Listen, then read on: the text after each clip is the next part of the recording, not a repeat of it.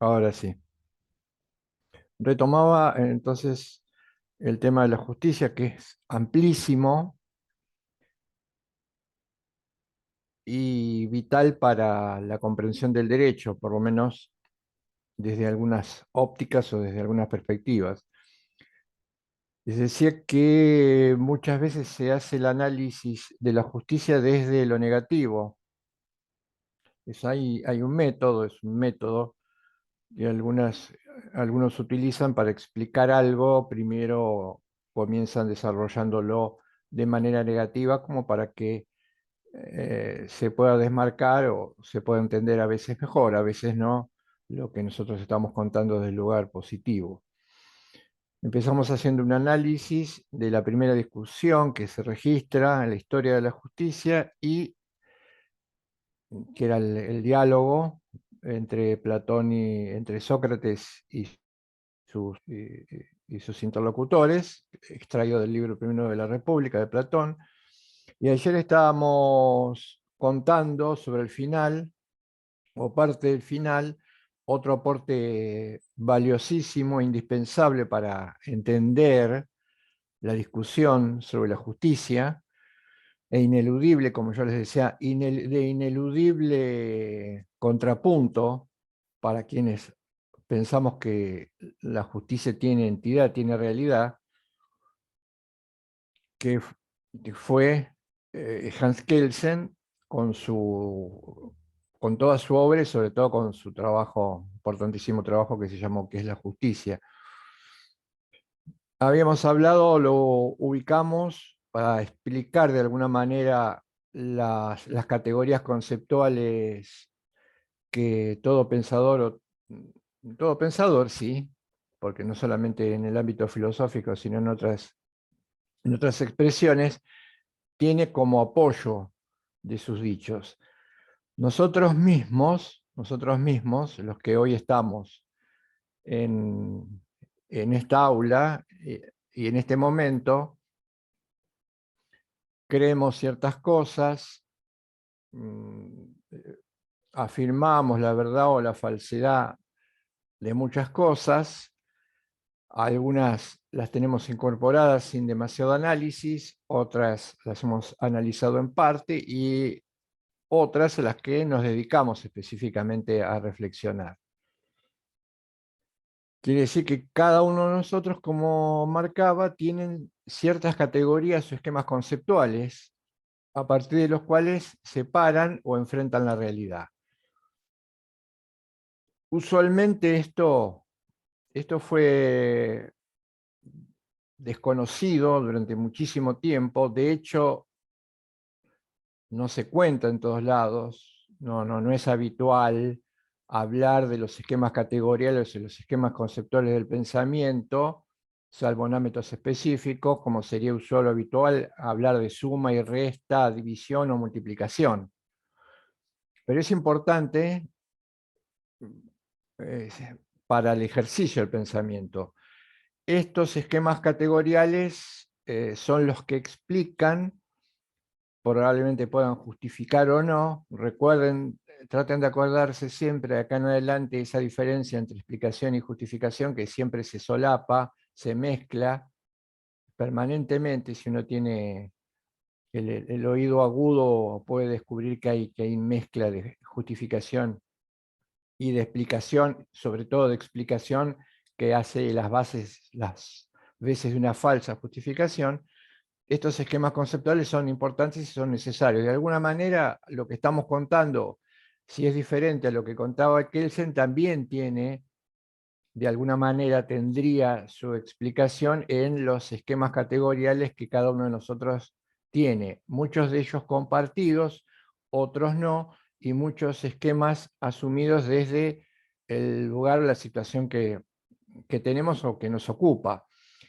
Y esquemas categoriales también que, por ejemplo, marcan una diferencia importante. Yo no digo que, de hecho, no son opuestos, pero marca una diferencia importante si lo hacemos, si lo hiciéramos teniendo como base de estudio la obra de un varón o como base de estudio la obra de una mujer. Ya ese esquema, esa condición situada marcaría o explicaría muchas de las diferencias y las similitudes al expresarse sobre esta idea. Esto lo analizamos en Kelsen y hicimos una comparación con otros pensadores. ¿Y dónde lo ubicaríamos? ¿O dónde ubicaríamos estos pensadores que vimos sobre el final? Yo hice alguna referencia al al considerado padre de la psicología, como lo fue Freud. También podríamos hacer alguna consideración a otro pensador moderno muy importante como Nietzsche, brevemente alguna referencia. Otro pensador afín a Kelsen es Herbert Spencer, que también a veces se estudia en Derecho y se estudia en Filosofía. Y también, por supuesto, Carlos Marx.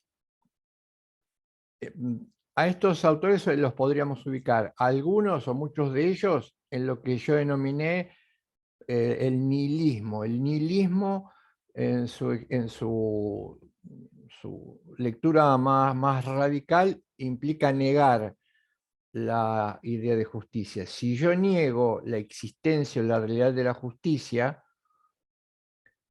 esto implicaría que lo que se llama justicia en realidad es algo diferente o distinto y que a nosotros los seres humanos nos interesa o no nos interesa, a veces sin darnos cuenta, lo usamos para camuflar, para disimular o para enmascarar el significado de la misma. Revisemos algunos de estos. Hablamos de Carlos Marx. La importancia de Carlos Marx en el tema de la justicia es, teniendo en cuenta sus famosos postulados de la superestructura, al estilo de Freud, pero de una manera, se me ocurre a mí, hacia arriba y no hacia abajo, o hacia afuera y no hacia adentro, como Freud. Marx dice que la justicia en realidad no es más que una especie de engaño que oculta el dominio o el predominio de una clase sobre otra. Y el derecho sería una superestructura, es decir, sería aquello que quien domina a otro pone como fachada y que no permite ver cuáles son las condiciones que están debajo de esa situación social. Esas condiciones por debajo de esa situación, de esa realidad social que implicarían explotación, opresión, todo lo que sabemos, la crítica al maquinismo y a la ilustración, estarían disimulados, tapados o ocultados por la superestructura. Dentro de la superestructura aparecería el derecho. Y si bien en Marx el término justicia no aparece con frecuencia, consideramos que él englobaba el derecho y la justicia como parte de un mismo enmascaramiento. Para este autor, la justicia no existe como tal, sino es simplemente una manera de que el sistema disfrace, encubra u oculte los modos de producción que están por debajo de la realidad social.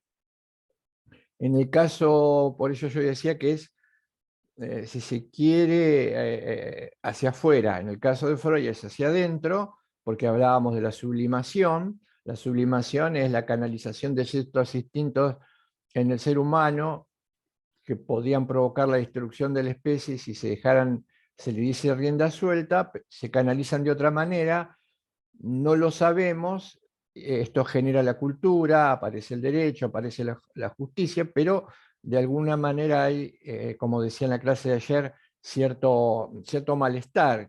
¿Qué sería el malestar? Cierta insatisfacción, cierto no saber bien dónde se está parado, que es parte, por ejemplo, o motivo de obras literarias del siglo XVIII y del siglo XIX que trataban de reflejar a la sociedad occidental.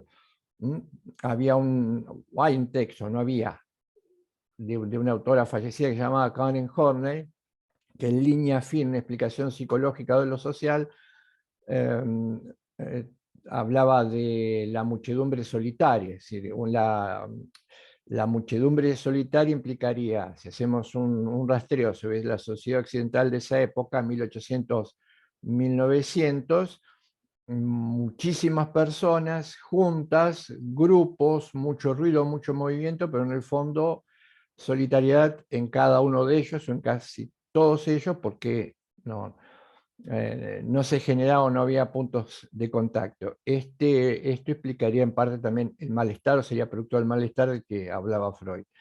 Y después estaba un autor en el ámbito del derecho conocido que se llama Herbert Spencer, que él refería o decía que la justicia no era más que una especie de explicación de la utilidad, de lo que era útil, lo que los seres humanos consideraban útil o útil para sí mismo y para el grupo, y eso tenía que ser aceptado por el derecho, y eso era lo que se llamaba justicia. No tenía nada más que, o no era más que una cuestión de aprovechamiento, de utilidad, de finalidad de uso. Y habíamos hecho mención a Nietzsche como otro de los grandes negadores de la idea de justicia.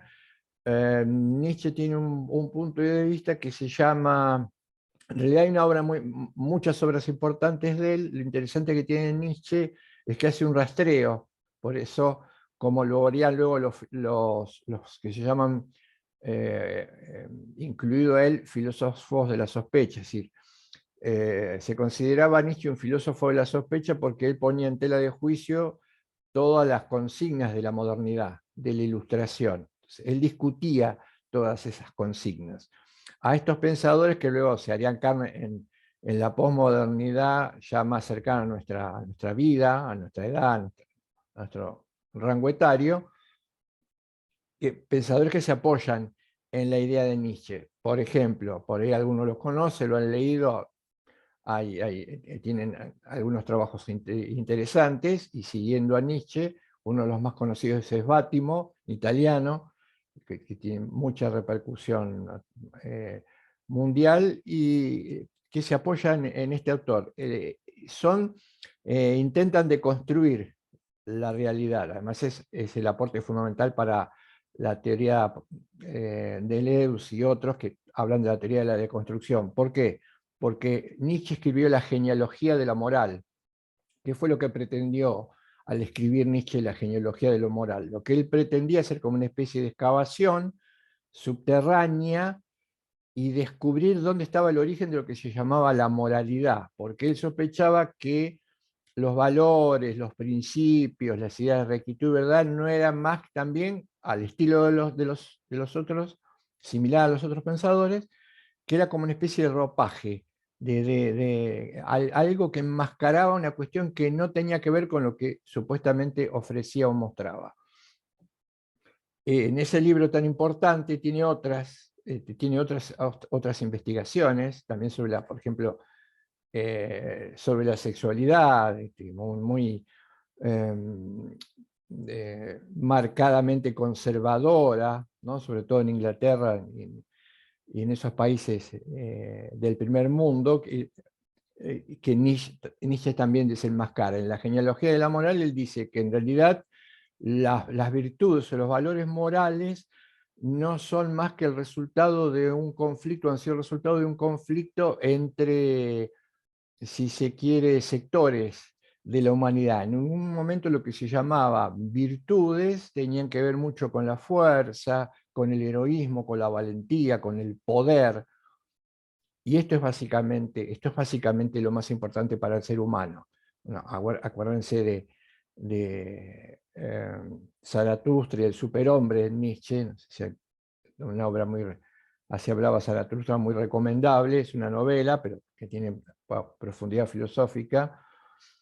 Y él decía, las características del superhombre, del hombre, que va a primar son valentía, heroísmo, fuerza, casta, poder.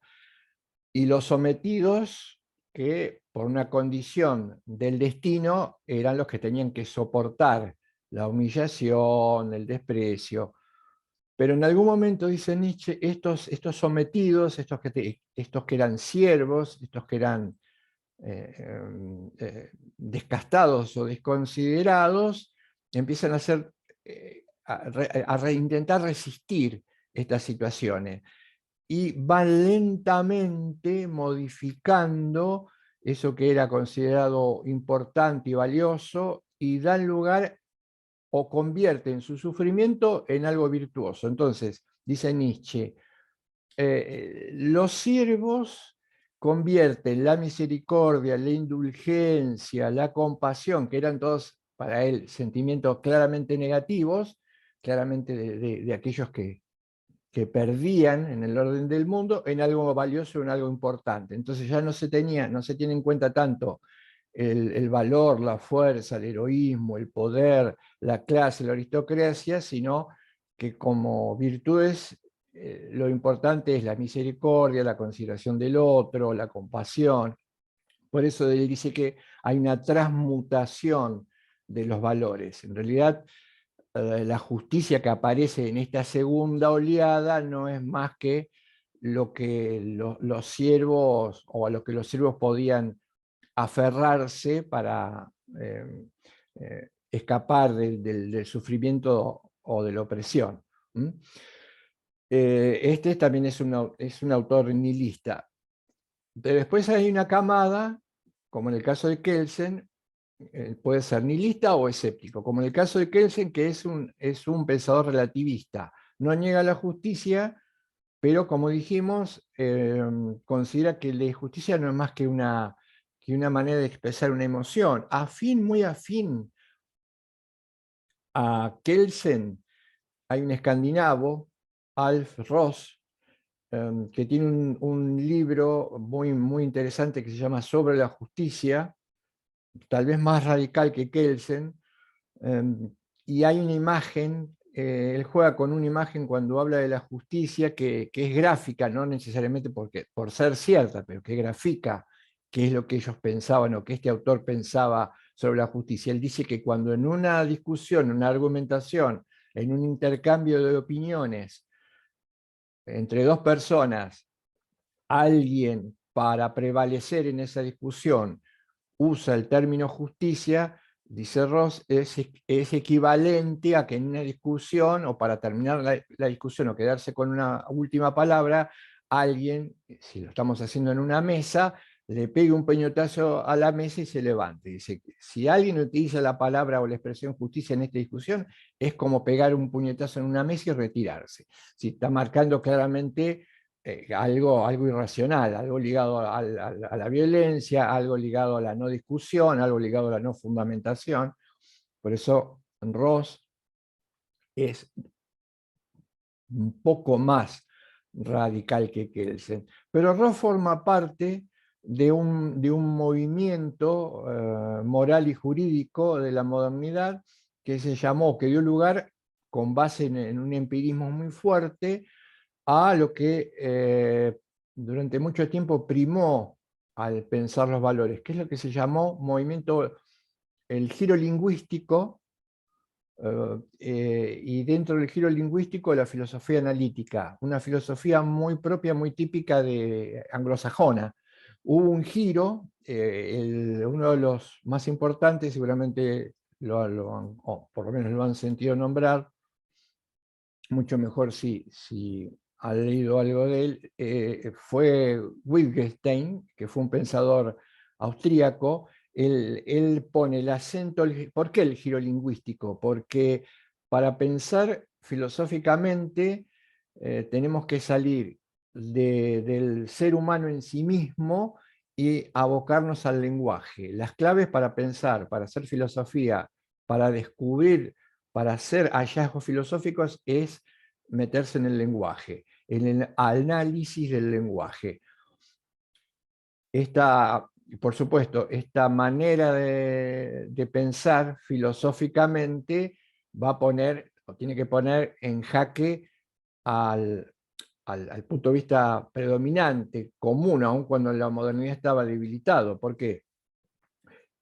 Porque ellos decían que, Wittgenstein decía que si había alguna cuestión en la que nosotros no pudiéramos expresarnos, eh, no deberíamos hablar de ello, es decir, no deberíamos pensar claramente haciendo referencia a las realidades que yo dije ayer, marcaba la filosofía clásica. La filosofía clásica separaba el pensamiento, la descripción de la realidad, que era lo físico, la física, Aristóteles hablaba de la física, de aquello que no se podía ver, que estaba más allá de lo físico, que era la metafísica. La metafísica es un nombre de una disciplina, una materia de la carrera de técnicamente filosofía.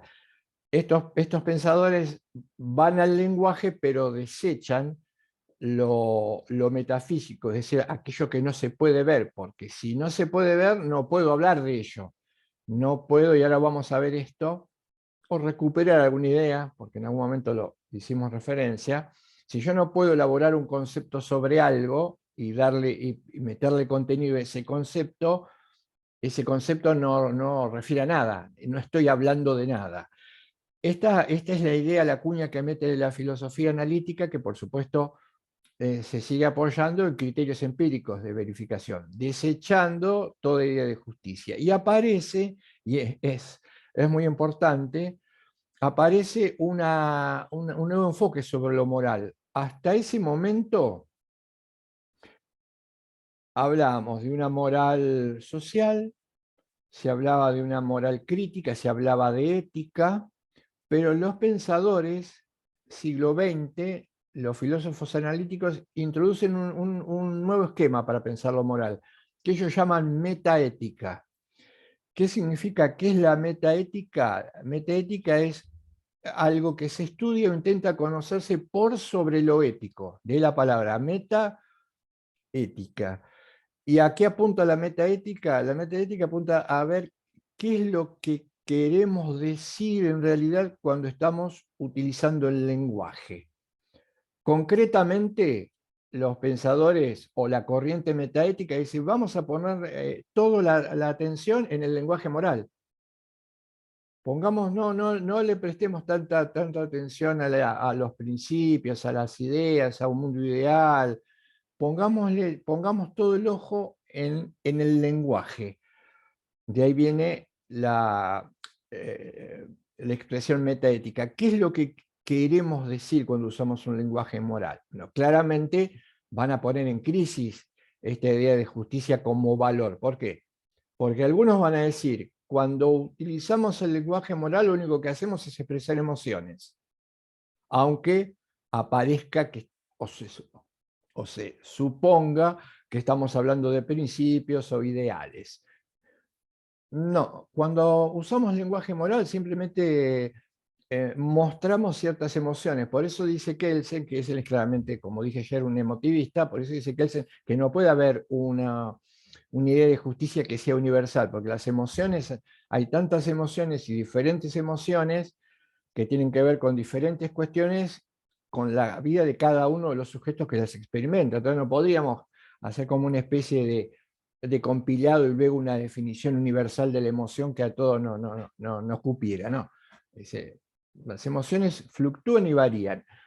Siempre me gusta usar las expresiones, son como los gustos, pero los clásicos no sin razón decía que sobre gustos no podemos discutir racionalmente sobre gustos, no tendría sentido y no habría manera de hacer predominar uno sobre otro. Más allá de que más allá de que nos guste, valga la redundancia, discutir sobre si esto que a mí me gusta te tiene que parecer mejor y cambiar porque esto que a vos te gusta es peor o mejor. Otros dicen, con el lenguaje moral lo único que hacemos es solapadamente prescribir, ordenar. Hay una corriente que se llama prescriptivismo, hay un autor conocido en derecho o en filosofía jurídica, Hare, H-A-R, que dice que el lenguaje moral no es más que una manera de prescribir, pretender que el otro cumpla un mandato que yo le estoy queriendo hacer llegar, y que lo hago bajo la forma de lo justo, pero en realidad lo que estoy haciendo es prescribir, por eso se llama prescriptivismo. Y por eso, ustedes recordarán, si no tendrán que recordarlo ahora, las prescripciones, que son las órdenes o los mandatos, solo son jurídicas si son prescripciones obligatorias. Para estos autores no son más que prescripciones, no son más que maneras de ordenar o mandar ciertos comportamientos. Y hay otra que ahora la vamos a ver, otra muy importante, muy habitual y muy común, que dice que cuando hablamos, usamos el lenguaje moral, lo único que estamos expresando es una preferencia. Esto me agrada o esto me desagrada. Eso es justo. ¿Qué estoy queriendo decir? Que me agrada. Si alguien dijese eso es injusto, lo mismo o algo diferente, ¿qué quiere decir? Que eso me desagrada. Es una cuestión de preferencia. El lenguaje lo usamos, nos engañamos, todos hablan de una ilusión, y en realidad lo que estamos expresando es agrado o desagrado ante determinado comportamiento. Fíjense que estas lecturas son marcadamente, diríamos, subjetivistas, porque la fuente de la supuesta valoración es el propio sujeto. Subjetivismo, distorsión de la subjetividad. Si el subjetivismo implica como distorsión pensar que el valor es exclusivamente una referencia y una medida del gusto, o porque me causa placer, o porque me resulta útil, de quien la expresa. Estas lecturas no están en el pasado. Por de pronto, la manera de pensar analítica, la filosofía analítica, el empirismo, el positivismo, la metaética, tienen o siguen teniendo un rol muy importante y fueron determinantes en el siglo XIX y en el siglo XX para, de alguna forma, impedir el regreso o el retorno del significado de lo justo. La cuestión de si nosotros podemos, si en definitiva podemos pensar a la justicia como algo relativo y como algo absoluto, se discute o se puede resolver moviéndonos o cotejando nuestro punto de vista con estas formas de pensar. Veámoslo con Kelsen. ¿Qué es lo que nos dice Kelsen para cerrar esta idea e incorporar nuestra manera de entenderlo, ayornar esa definición de justicia? En el texto que estábamos analizando recién, ayer, perdón, que vimos algunos capítulos, decíamos que Kelsen dice: he analizado muchos autores, muchos pensadores a lo largo de la historia, y repasa, arranca por supuesto con Platón, sigue por otros, Kant, Savigny, Rousseau, la mayoría de los pensadores modernos. ¿Y qué descubre Kelsen? Y en esto tiene razón. Dice: no he encontrado, más allá de haber leído a la casi totalidad de autores clásicos, un concepto de definición de justicia que pueda ser compartido por todos, o que se presuma compartido por todos. Entonces, el primer dato que pone, que podría ser importante, podríamos considerar relevante, alguien podría considerar como irrelevante, pero cierto: a lo largo de toda la historia, casi ninguna circunstancia, los autores han coincidido en pensar que la justicia era algo determinado y a que todos adherían. Esto es cierto. La inferencia o la conclusión que saca Kelsen ya es más problemática y tal vez no sea del todo cierta, porque él concluye: esto indica claramente que es un concepto vacío, y como todo concepto vacío le podemos poner cualquier contenido o lo podemos llenar con cualquier significado, con cualquier sentido.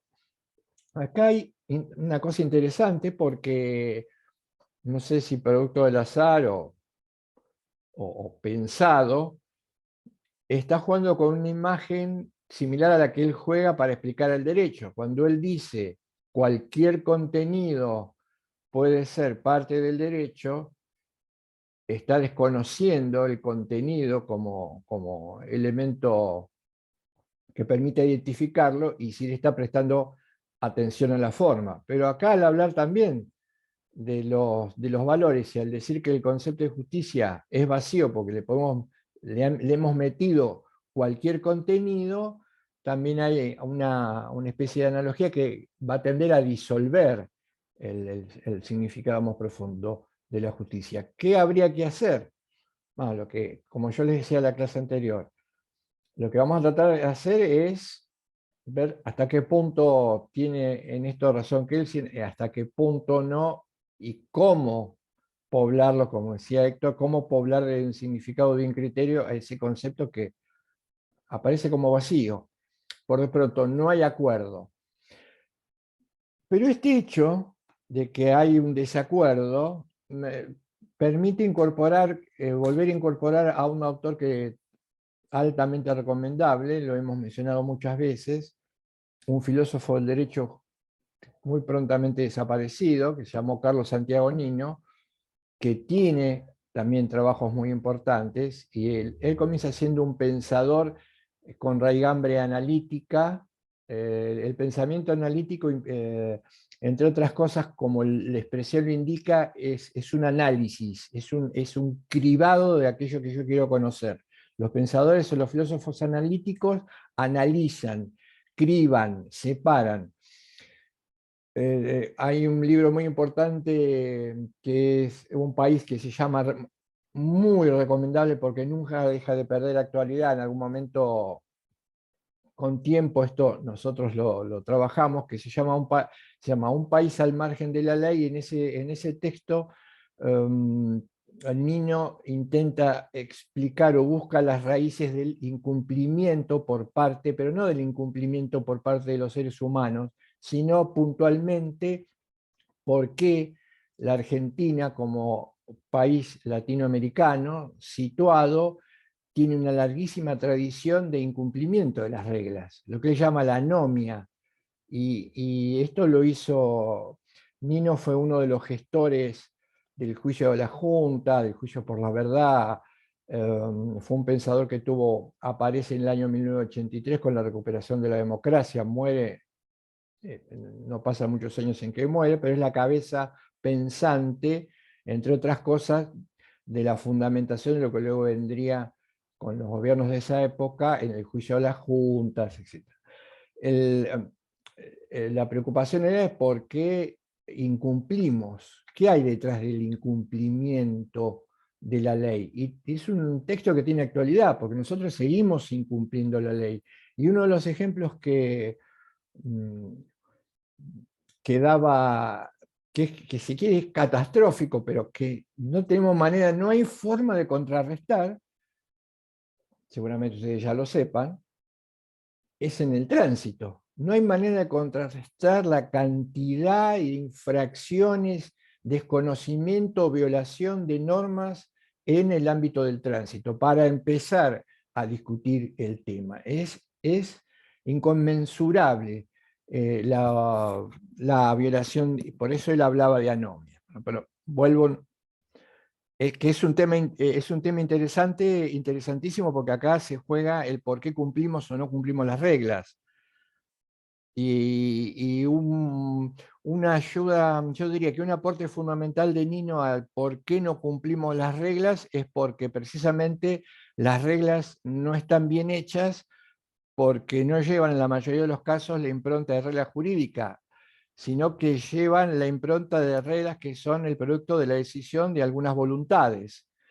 De ahí una diferencia muy grande, hay una diferencia enorme entre intentar que se cumplan reglas que son el resultado de la decisión de la voluntad de uno o de unos pocos o de muchos, a que se intente hacer cumplir reglas que son el resultado de la deliberación, del acuerdo, de la argumentación, de la razonabilidad, del diálogo, de la eh, contrapropuesta, que va por el lado de lo jurídico. Ahí podría estar una explicación de por qué también, si ya nos pasamos del ámbito del tránsito al ámbito de lo jurídico, por qué incumplimos. Es un tema importantísimo. Si ustedes me permiten, es un tema importantísimo porque muchas veces uno se siente descolocado. Primero uno brega por el derecho y habla del derecho, ¿y qué hacemos con el incumplimiento de las reglas? ¿No? Sería como hablar, sería, no sé, una analogía como hablar siempre tengo que recurrir a un ejemplo de reglas, pero como hablar, de proponer cambios en el fútbol, que el fútbol sea un juego mucho más vistoso y no le prestamos atención a las reglas del juego y a cómo se incumplen las reglas del juego y cómo se aplican más las reglas del juego. Sería como ir desfasados. Estamos hablando a favor de algo, pero a esto otro, ¿nos fijamos en esto otro? ¿No? Les decía, es un autor que luego varía su posición y a esto iba, para hilar donde me quedé cuando estaba argumentando. Él dice, es imposible negar lo moral y la justicia porque eso implicaría convertir en un comportamiento absurdo algo que los seres humanos venimos haciendo desde que estamos prácticamente en el mundo, decía Nino, y que es que discutimos moralmente, y que es que argumentamos moralmente, y luchamos, peleamos por principios, los neguemos, los afirmemos. Él dice claramente, si no existiese lo moral, si no existiese la justicia, habría que buscar una explicación a algo que los seres humanos hacemos constantemente y que indicaría un enorme grado de absurdo, de absurdidad. Entonces dice Nino, y esto hay que admitirlo. Una vez que admitimos que y sería absurdo negar esto cuando es algo que hacemos constantemente, empezar a precisar bien cuáles son sus contornos. Revuelvo a lo que estaba contando y es cómo ayornamos el concepto de justicia. ¿Qué implicaría ayornar el concepto de justicia? Tomar lo que los griegos marcaron, los clásicos y la filosofía cristiana, católica y tomista adoptó para superar la negación de la modernidad y la ilustración respecto de lo valorativo y recuperarlo para meterlo de lleno en la actualidad. Para esto necesitamos ayornarlo. Y la noción de la que tenemos que partir es la tradicional, la clásica. Vamos a la definición de Ulpiano. Ayornar sería intentar explicar lo justo pensándonos a nosotros mismos. Por supuesto, intentando no caer en el subjetivismo, porque la vía de acceso a lo justo es mi subjetividad. No tengo otra manera de acceder a lo justo si no es a partir de mí como sujeto. Pero eso no significa que la percepción del valor sea puro subjetivismo, sea una ilusión, un engaño, una afirmación, una expresión de un gusto, una preferencia. No hay otra manera. ¿Quién va a acceder a lo justo si no accedo yo por mí mismo, yo sujeto? Eso es una cosa diferente al subjetivismo. La definición de Ulpiano, dar a cada uno lo suyo. En el texto de Héctor, él habla de sum, en latín, sum quique tribuere, a la que dice, y nosotros lo estudiamos, le agrega la palabra jus, ¿sí? Derecho. El derecho sería o tendría que ver con el dar a cada uno lo suyo, que lo vemos como una virtud. ¿Por qué sería una virtud lo justo o la justicia? Porque virtud viene de vir, de fuerza. Es algo que requiere esfuerzo. Ser justo requiere muchísimo esfuerzo. Tal vez en la controversia Trasímaco-Sócrates, Trasímaco le podría haber dicho, si jugamos literariamente, que le resulta mucho más fácil o sencillo ser injusto que ser justo, o que generaría menor esfuerzo y mayor recompensa. De alguna manera es lo que Trasímaco le ofrecía a Sócrates. Él le decía, date cuenta que resulta más sencillo, más provechoso en la vida ser injusto, el injusto es temido. Trasímaco decía, los seres humanos no nos quejamos de la injusticia, sino simplemente porque tenemos miedo a sufrirla. Entonces, él decía, es más fácil, te da más provecho, te retirás mejor y tenés una vejez más lograda que la del justo. Entonces, jus sum qui tribuere queda en los griegos limitado simplemente al intercambio. Esa justicia de índole privatista de la que yo les hablé en la clase anterior, simplemente el cambio. Doy, alguien me da, presto, alguien me restituye lo que yo presto, pero queda en ese ámbito del del ida y vuelta.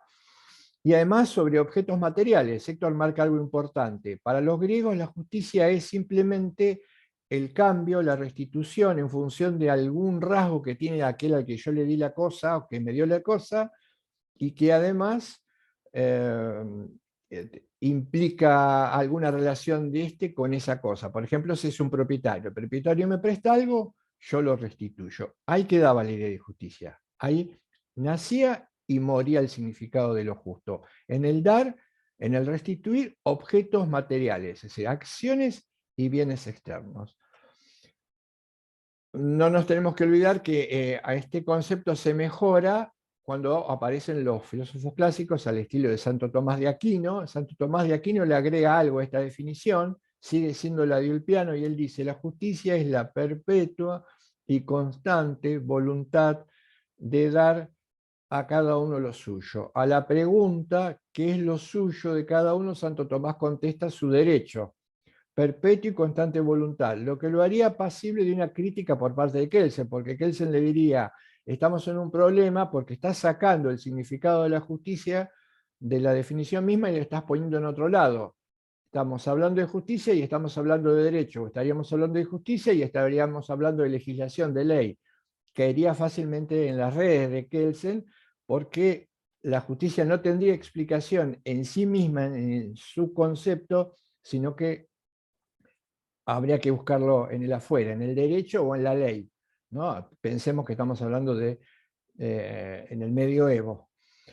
Pero es importante lo de perpetuo y constante. Le agregamos al esfuerzo que implica ser justo el de perpetua y constante. Vamos a ver, después va a recuperar, va a tener un papel preponderante. ¿Qué significa perpetua y constante?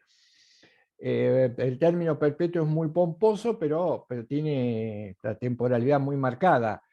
No, ser justo no es algo que tenga que ver con determinadas etapas del año, ni momentos de la vida, ni días elegidos al azar, ni personas elegidas al azar.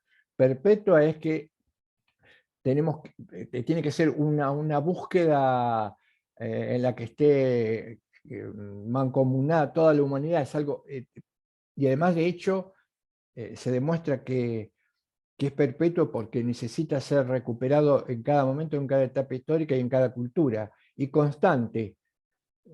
No puede ser de hoy, de mañana, de un rato, con alguien puntual, con alguien en particular. Hay una expresión, yo eso no lo subí, pero lo pueden leer ustedes si es muy sencillo. Yo les voy a dar una idea, un concepto, lo van a entender muy rápido.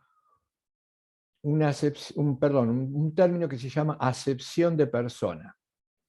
Seguramente la mayoría de ustedes no lo ha leído, no lo ha sentido, no lo ha escuchado.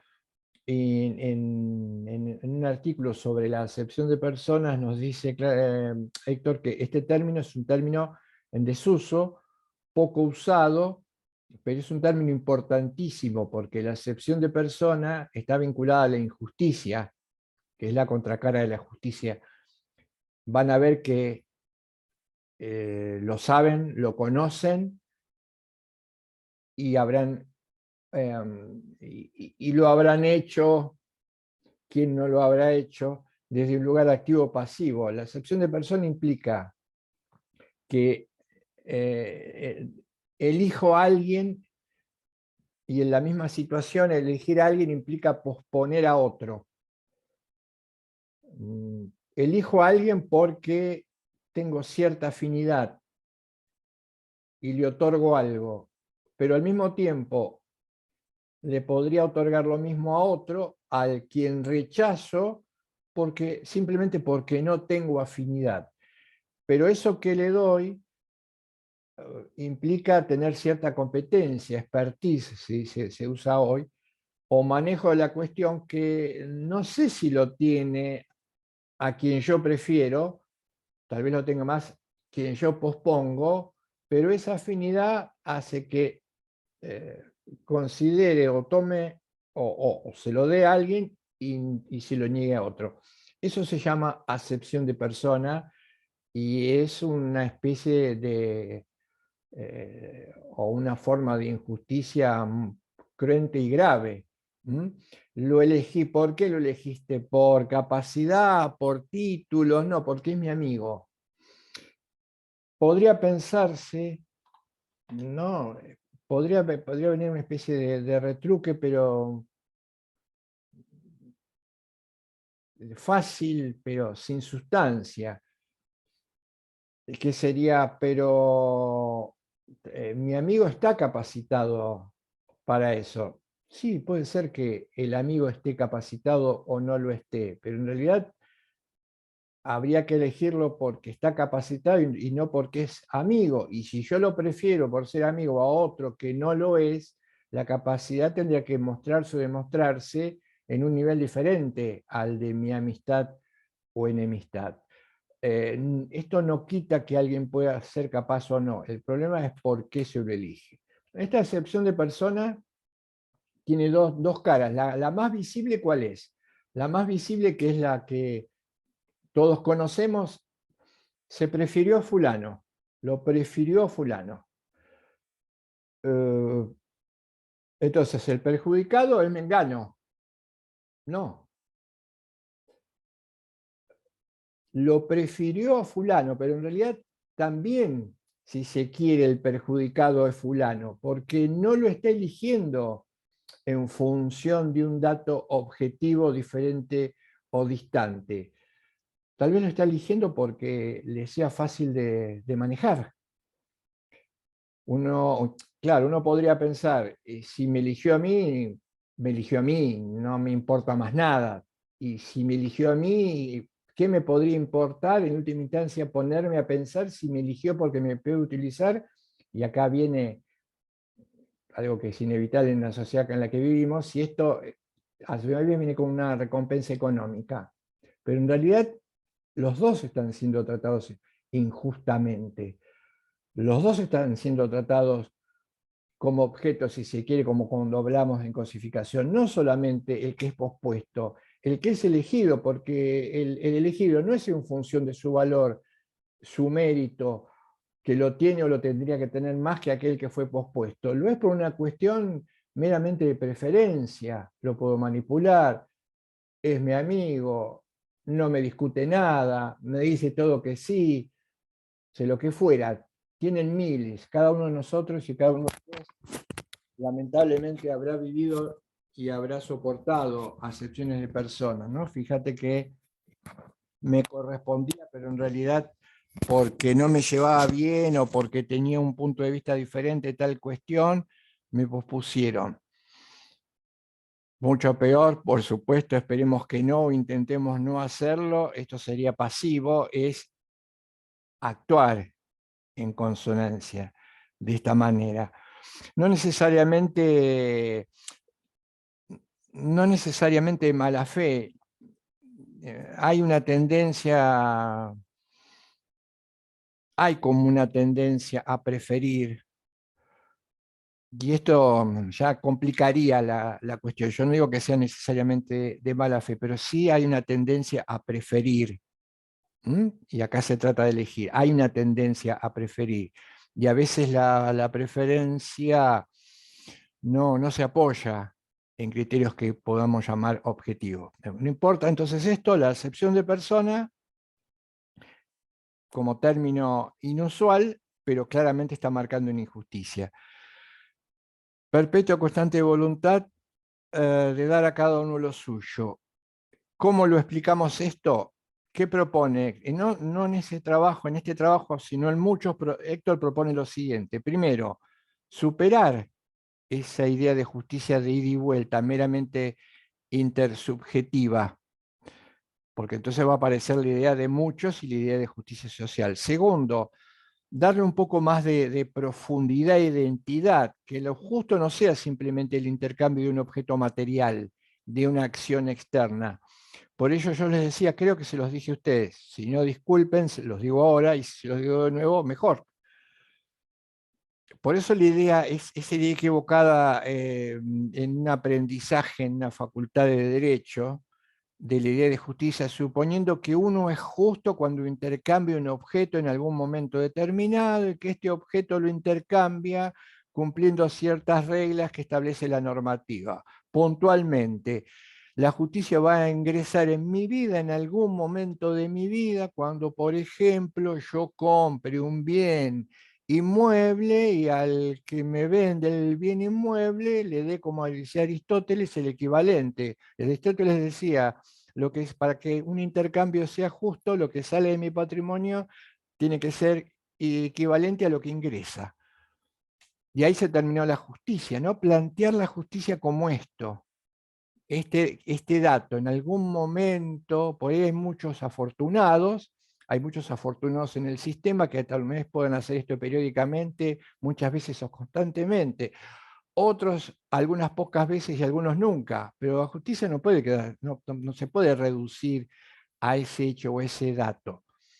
Y ver la justicia en una formación de derecho de tantos años reducida a esto implica desconocerla o negarla.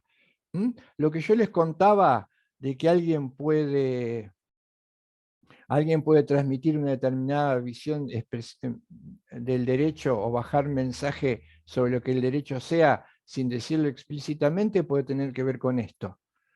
Si yo hablo de intercambios durante muchísimo tiempo, pero la referencia a lo justo en ese intercambio aparece exclusivamente en el hecho de dar o recibir aquello que en precio es el equivalente, aunque no lo sepa, tal vez si no lo sé, estoy bombardeando la misma idea de justicia.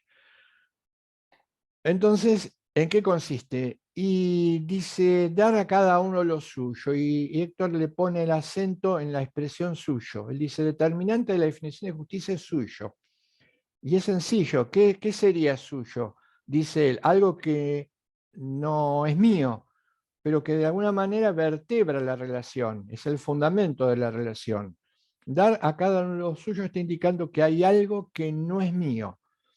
Y si entendemos la relación, dar a cada uno lo suyo como vínculo, al menos entre dos personas, él dice, tendríamos que pensar ese vínculo no como un vínculo meramente estático, no como dos sujetos que están enfrentados el uno con el otro en el momento del intercambio y luego se retiran. Debemos ver a la justicia en un significado más profundo como un encuentro. Y en este encuentro lo suyo es lo importante o es la clave. Significa que hay algo que no es mío. La pregunta sería, ¿qué es lo que no es mío? ¿Dónde está y cómo se concreta el acto justo? Por eso, en la definición, en vez de dar, no en este trabajo, pero en otros él dice, tendríamos que empezar a reemplazar para ayornar, cambiar la palabra dar por el tratar, dice él. Cambiemos la palabra dar por el tratar. Son dos cosas diferentes. Dar, le puedo dar un caramelo a alguien que no conozco. Tratar es otra cosa. Tratar implica una vinculación de alguna manera constante, efectiva. ¿Y qué es lo que al otro le tengo que dar? En este caso, tratar. La clave está cómo tengo que tratar al otro y cómo lo tengo que tratar en un intercambio, en una vinculación en donde la justicia esté siempre presente. Porque además, dice él, hay una exigencia y esta exigencia no se formula con palabras. Esto en algún momento lo contamos relacionado al tema de la experiencia del diálogo en autores como López Quintás, ¿no? El suyo, dice él, me exige algo.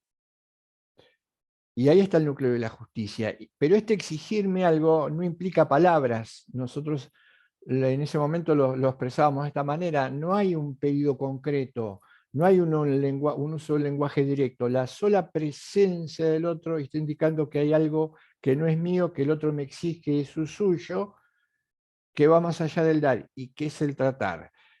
¿Cómo tengo que tratar al otro? Dice en ese trabajo Héctor. La justicia implica que actúo promoviendo, reconociendo, afirmando, aceptando, aun cuando, dice él, el otro no se puede expresar, y aun cuando el discurso del otro, el otro esté alienado, no puede expresarse, pero yo tengo que actuar, promover. Por eso la justicia se va convirtiendo de dar a cada uno lo suyo en tratar al otro como lo que corresponde. Acá podríamos incorporar la regla de oro, que Kelsen desconoce. La regla de oro se puede expresar, ayer decíamos, puede expresarse de dos maneras. Una sería hacerle al otro lo que quisiéramos que el otro nos haga a nosotros mismos. Esto es la famosa regla de oro. O también no hacerle al otro lo que no quisiéramos que el otro haga con nosotros mismos. Esta regla de oro es muy similar a la ley de justicia, al tratar al otro como tal, como persona. La definición podría quedar de esta manera, ayornada. Fíjense que para hablar de lo justo, no hemos salido de nosotros mismos, estamos hablando de algo que tiene que ver con nuestra propia estructura, con nuestra propia realidad, y no lo estamos buscando en otro lado, afuera, en la ley, en el sistema, en nosotros mismos y en esta vinculación, porque la presencia del otro también tiene que ver con nosotros mismos. Nosotros somos lo que somos a partir ineludiblemente de la presencia del otro. Es decir, el otro no está afuera, por lo tanto también está dentro de la comprensión de hombre. No estamos apelando a un criterio que esté por fuera de la definición de justicia, lo que implicaría caer en la crítica de Kelsen. Y la definición ayornada la podríamos cerrar de esta manera. La justicia sería la perpetua y constante voluntad de tratar al otro como persona, o esta es la que más me gusta o me atrapa a mí, cuando él dice en otro trabajo, no referido a la justicia, está como interlineada, ¿no? Él dice, la perpetua y constante voluntad de hacer de cada acto de la vida en relación un encuentro. Esa es, me parece, la definición o el concepto más logrado de justicia ayornado desde un punto de vista dialogal. La perpetua y constante voluntad de hacer o de convertir cada acto de la vida de relación en un encuentro. Ahí tenemos una noción o definición de justicia ajustada a los tiempos. No nos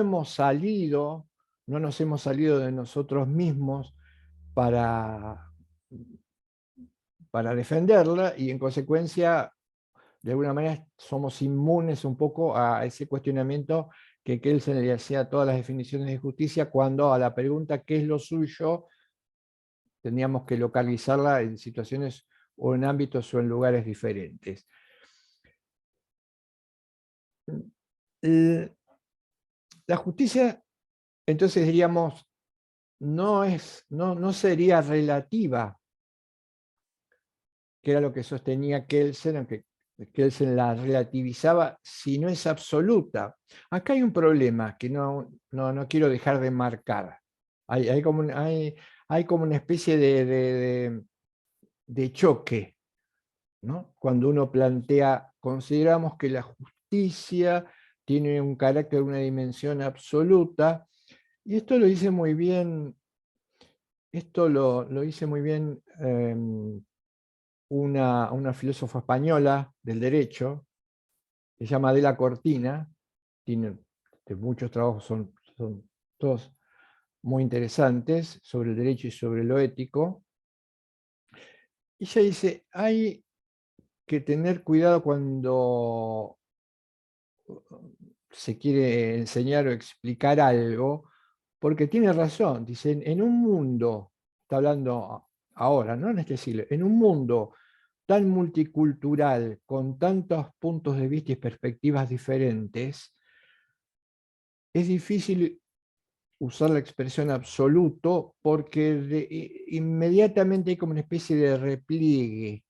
¿No? Vivimos en un mundo intercultural de alguna manera, aunque la interculturalidad implicaría el reconocimiento de muchísimas minorías, eh, que de hecho no ocurre.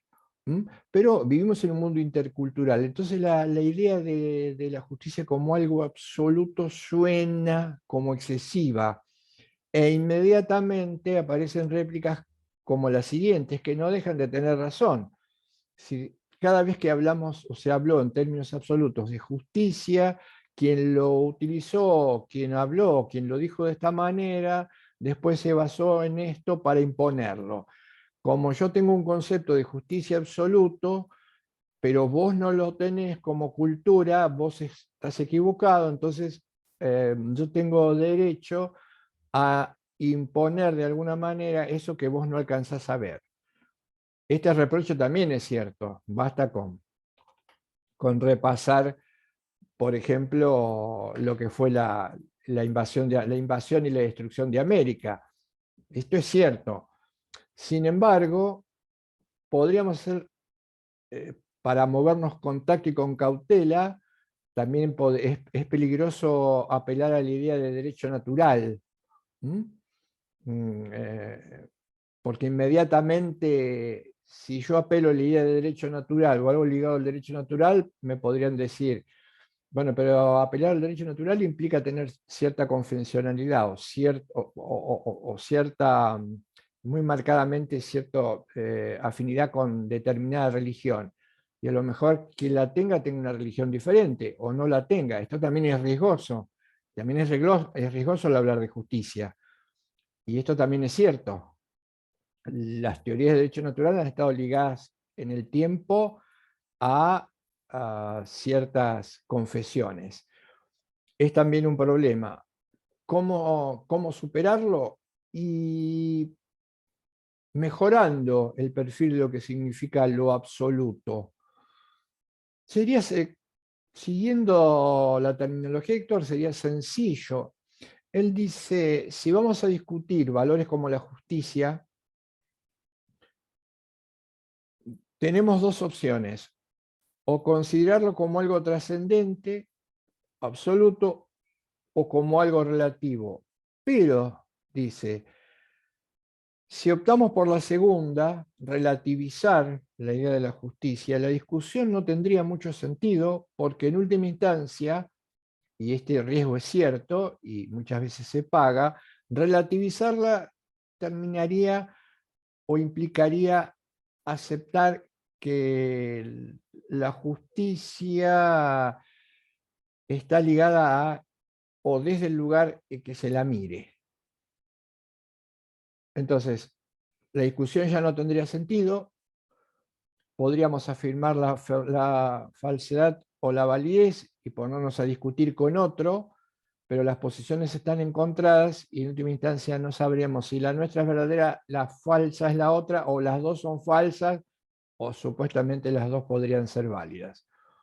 Pues claramente tiene que haber cierta trascendencia, pero esto se corrige porque podemos decir, hay algo que nos trasciende. Como seres limitados no lo podemos alcanzar, podemos acercarnos. Por lo tanto, lo que expresemos como justicia será relativo, no relativizado, y tendrá que ver con nuestras posibilidades. Y por lo tanto, lo que definamos como justicia será siempre revisable, será siempre mejorable y será siempre provisorio. Si así lo entendemos, entonces podemos eh, contrarrestar una crítica, una básica y muy fuerte, una crítica básica y muy fuerte, que es la siguiente, que es la de decir precisamente de manera relativista que cada uno de nosotros tiene su propia justicia, Ayer hablamos, si ustedes me permiten incorporar esta idea, ayer hablamos sobre el papel de los abogados, sobre la identificación de los abogados, y yo he escuchado esto, que me parece que debería discutirse. No he escuchado mucho esto de boca de abogados. Por supuesto que lo he escuchado también en boca de personas que no lo son, pero siempre me llamó mucho la atención. Cuando se mete algún tema valorativo, la justicia, o porque tendemos a hacer juicios de valor, estas o estos abogados dicen, sí, pero ahí en ese tema el derecho no debería intervenir porque lo ético, la ética es de cada uno. ¿Cómo que lo ético es de cada uno? ¿Qué nos qué nos está queriendo decir? Muy pocas veces se pregunta qué nos está queriendo decir. Y tal vez probablemente lo pusiéramos en un problema, pero no por de mala fe, sino porque habría que revisar, o tendríamos que revisar, o debería revisar por qué está diciendo la ética es de cada uno. Decir la ética de cada uno en términos literales y en función de las teorías que hemos visto sería ser un abanderado del más crudo, craso subjetivismo, pero tal vez quien lo exprese no lo sea, porque, insisto, no lo haga de mala fe, sino de buena fe, pero roza con el subjetivismo, lo ético de cada uno. Uno podría pensar,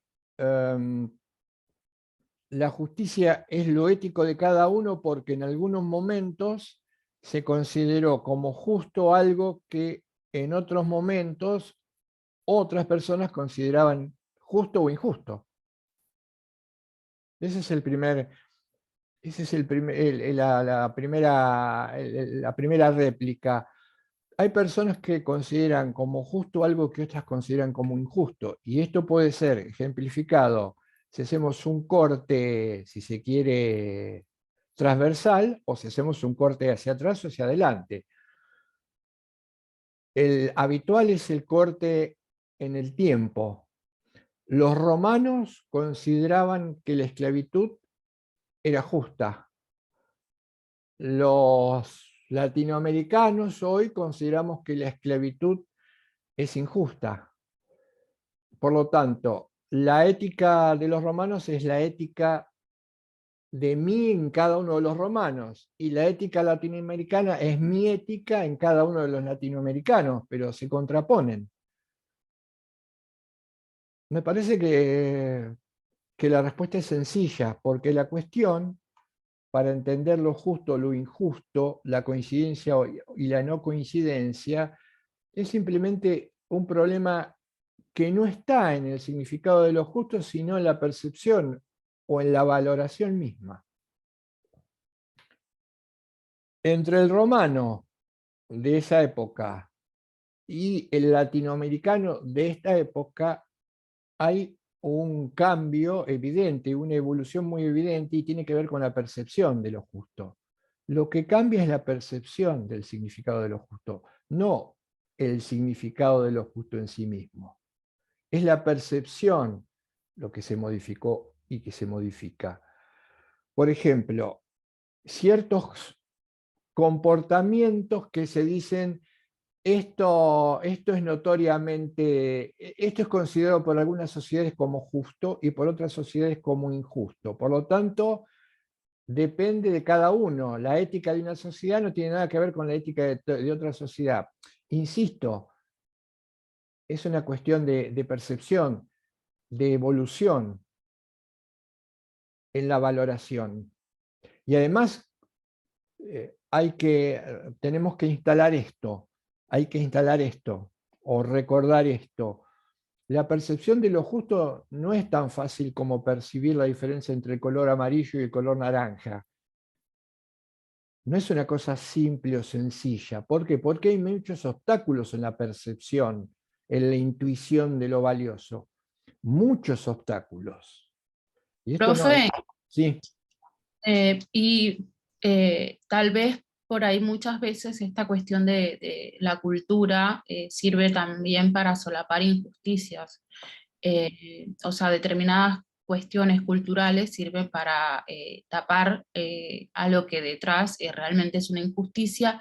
Y por ejemplo, hay determinada religión, eh, la religión musulmana, el Islam, que han tenido una fuerte corriente migratoria a Europa y se les ha costado mucho vincularse a esta nueva sociedad. De hecho, en Francia, por ejemplo, se tuvieron que dictaminar leyes para que las escuelas sean laicas, o sea, donde estas niñas y menores de edad no tengan que ir con su cara tapada, con su cabello tapado, oculto, porque, bueno, o no tengan que ir acompañadas de un hombre, o sea, un montón de cuestiones que detrás de rasgos culturales o también de religiosos, ocultan grandes injusticias y violan lo que son los derechos de las mujeres que están tan en boga actualmente. Claro, y esto no, lo que, como decís vos, lo que esto nos permite entender que no es una cuestión, o ciertas prácticas, por ejemplo, que a nosotros no nos parecen adecuadas, eh, no refuerza la idea de que lo moral para esa sociedad es diferente o distinto a lo moral para nosotros. Creo que tiene que ver con una cuestión de percepción, y esta percepción de las exigencias morales se puede ver impedida, y ahora viene perfecto el ejemplo que das vos. Cómo se podría impedir una adecuada percepción de lo que para una sociedad sea la justicia en punto a convivencia o compartir de roles de sexos o géneros diferentes? ¿Cuál sería el principal problema y el principal impedimento?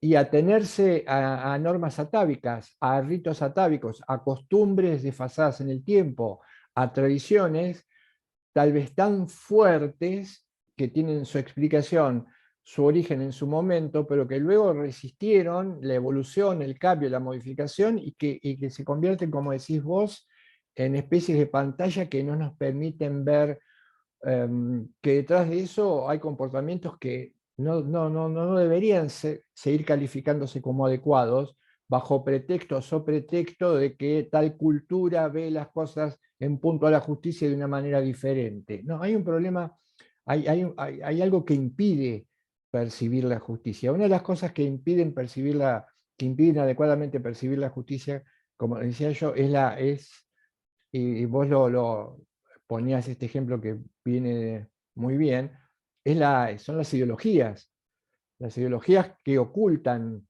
uh, situaciones de desigualdad. Pero entonces, la cuestión es percibir, es valorar. Y quería decir algo más, y retomo el ejemplo y algo más importante, pero quería decir algo más sobre lo que dije, y con esto comenzó la problematización, que es la ética para mí. Los que dicen que la ética es una cuestión de uno.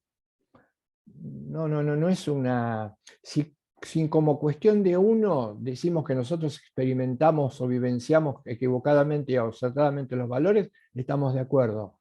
Ahora, si lo que queremos decir es que la ética tiene que ver con la situación, el momento, lo cultural, mi punto de vista, diría que no. Pero por lo siguiente, me preocupa en el caso del derecho, esta relación entre justicia y derecho. La mayoría de las corrientes que se denominó positivista negaba la cuestión de la valoración en el derecho. Decía que la valoración no era importante, no existía el derecho. Para el derecho simplemente había de escribir, el derecho no implica vincularlo con la moral. Ahora, si yo digo, no metamos a la ética en el derecho porque la ética es una cuestión mía, particular, y se supone que el derecho es general, yo me haría una sola pregunta. Me haría una sola pregunta. Si una regla determina o establece que alguien que realiza sobre otro un determinado comportamiento tiene que ser sancionado, la primera pregunta que me haría yo es, ¿por qué a ese comportamiento lo sancionamos y a otro no? Y creo que si la respuesta fuese honesta, intelectualmente honesta, entraría en juego la valoración, porque considero inapropiada esa conducta y a esta conducta la considero apropiada. Entonces ya nos metimos de lleno, queremos hacer, eh, quiero hacer un régimen, no consumo nada, pero ahí me estoy metiendo de cabeza dentro del dulce de leche.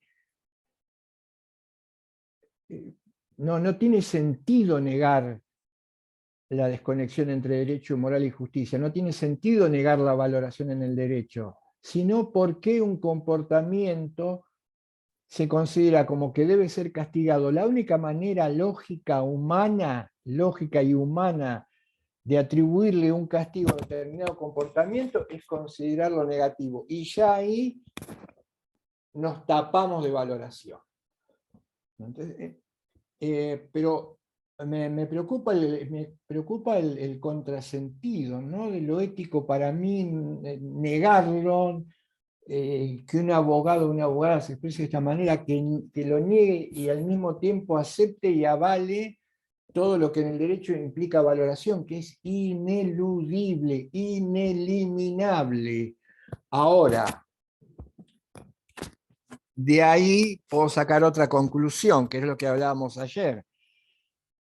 Mi conclusión sería, tal vez supongan que el derecho es una cuestión de decisión, tal vez supongan que el derecho es una cuestión de voluntad, tal vez supongan que tomar una decisión a partir de la voluntad y que implique no valorar, pero que esto tenga que ver con ciertos objetivos que una sociedad tiene que cumplir, implicaría caer en el decisionismo, implicaría caer en el más craso voluntarismo, implicaría caer en la negación de la racionalidad humana. Bueno, lo intentaron los modernos separaban razón de emoción, razón de sensibilidad, intentando eliminar la emocionalidad. Hay un trabajo muy interesante, no voy a tener tiempo, no me quiero desviar porque quiero contar algo más todavía que me falta de la justicia, o problematizar algo más de la justicia, que dice que hay que revalorizar el papel de las emociones en aquellas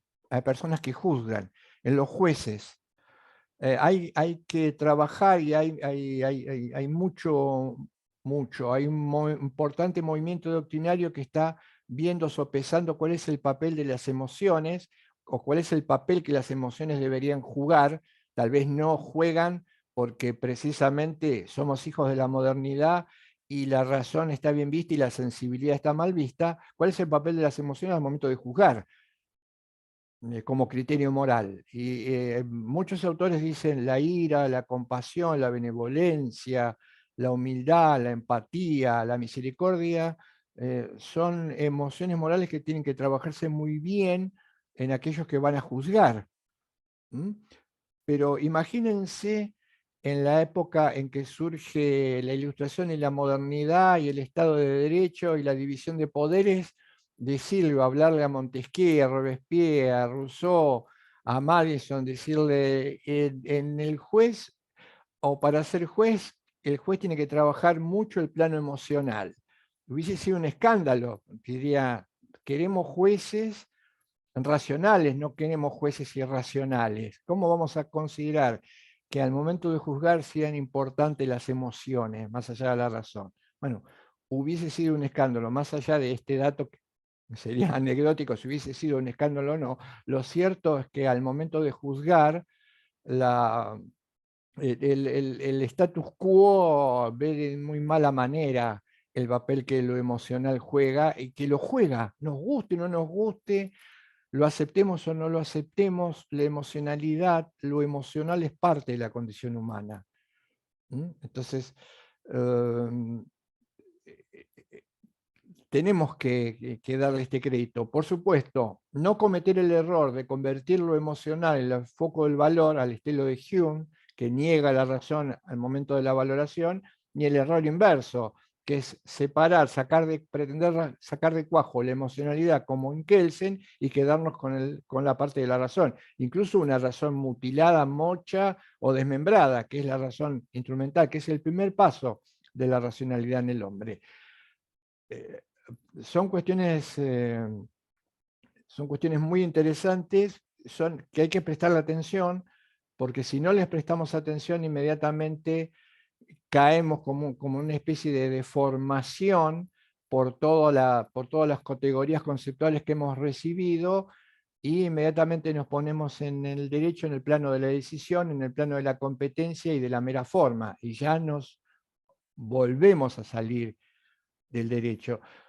Y una cuestión más, antes de que quería contarle algunas formas y alguna cuestión más, no sé si voy a tener tiempo, que quiero recuperar hoy, porque a veces las respuestas, a veces se necesita el paso del tiempo para responder a algo que intentamos responder en su momento, pero por ahí lo hicimos, no lo hicimos de la mejor manera, o lo hicimos de una forma fragmentaria. No significa que la respuesta que desde ahora sea tajante, pero a veces las cuestiones maduran en nuestro cerebro, dirían los neurocientíficos.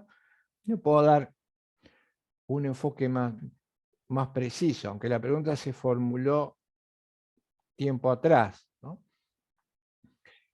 Y diría, no es tan difícil. Primero creo que no nos tenemos que amedrentar al hablar de todas estas cuestiones, con la primera pregunta que se nos puede hacer para desmotivarnos: ¿y qué sería? ¿Y en qué lugar del mundo pasa lo que usted está contando? ¿No? Esta afirmación muchas veces es una afirmación destinada a generarle un problema a aquel que la recibe. Muchas veces es una afirmación generada con cierto desencanto por el propio sistema que promueve el desencanto. Creo que no hay que amedrentarse. ¿En qué lugar del mundo está lo que se propone, lo que están proponiendo? No tendría que estar en ningún lugar del mundo, y podría estar en mucho, pero sí tendría que estar en la cabeza de las personas como ideal regulativo. No es necesario que esté en un lugar del mundo. La libertad, la fraternidad y la igualdad como propuestas que supuestamente estuvieron en algún lugar en el mundo en la modernidad, no fueron más que falsificaciones e ideologizaciones de algo que no tenía nada que ver ni con la igualdad, ni con la fraternidad, ni con la libertad universal. Sin embargo, estuvieron. No dice nada. No dice nada. El machismo como forma de organización social estuvo en el lugar del mundo, estuvo en muchos lugares en el mundo, ¿y eso lo hace correcto? ¿Eso lo convierte en correcto? Porque hay muchos lugares en el mundo en donde yo podría ejemplificar comportamientos de índole machista. No, todo lo contrario. Esto, esta pregunta de mala fe, o esta idea, producto del desencanto de quienes lo promueven de mala fe, no asemella en lo más mínimo, porque la cuestión pasa por otro lado. La cuestión pasa en cómo podemos nosotros, en el lugar que ocupamos, modificar esto. Como juez, no lo soy, no lo seré, aunque en algunos lugares del planeta cierto rasgo, cierta condición propia sería muy buscada para ocupar la función de juez. Pero esto no se convierte en un acertijo. Nosotros tenemos una tendencia a proponer para funciones importantísimas como es la de juzgar a personas muy jóvenes. En otros lugares del mundo, al que nosotros le hemos prestado mucha atención porque hemos copiado mucho de su normativa, para ser juez solo les permiten jueces cuando ya están de vuelta de alguna manera, por decirlo así, en la vida, ¿no? Y tienen algo de razón, tienen algo de razón.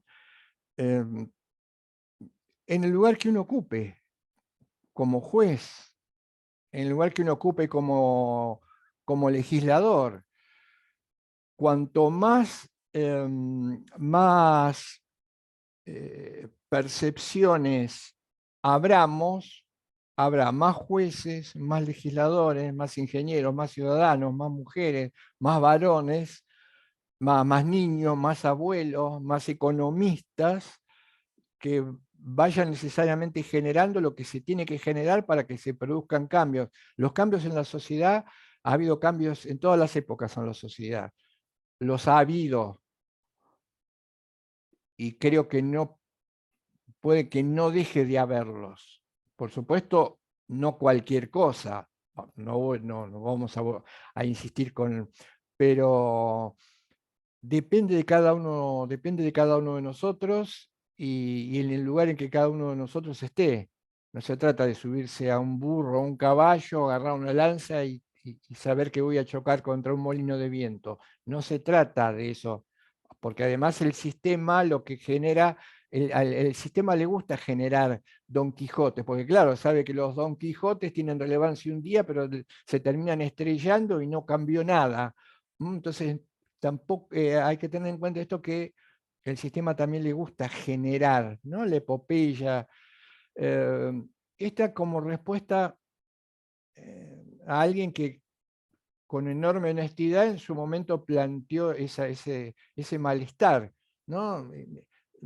Me siento mal porque ¿dónde estoy parado? O estoy parado acá y tengo poca capacidad. No, tenemos mucha capacidad de maniobra. Por supuesto que nadie va por sí solo. Parece un cliché, pero no es un cliché. Esto lo decía Héctor, cada uno de nosotros individualmente no puede hacer nada. Sí, sumados podemos hacer todo. Parece un cliché, pero no lo es. Individualmente no podemos hacer nada. Y no es un cliché a pesar de que se diga, hoy vivimos en la sociedad del merecimiento, ¿no?